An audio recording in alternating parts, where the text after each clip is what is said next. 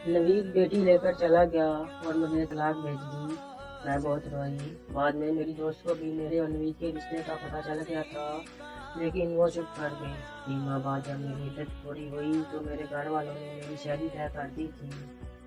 मैंने बहुत मना किया लेकिन वो नहीं माने।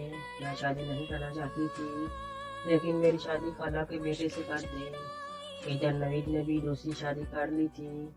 अब नवीद के 3 बेटे हैं। वो अपनी बीवी से बहुत मोहब्बत करता है, लेकिन मेरा शोहर मुझे कुछ नहीं समझता।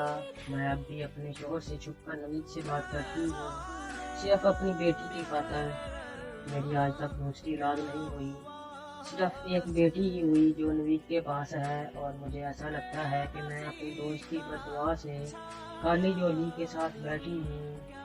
मुझे आज भी अपनी बेटी की बहुत याद आती है, लेकिन मेरे घर वालों ने इस बात को ना समझा, मुझे और नवीद को जुदा कर दिया।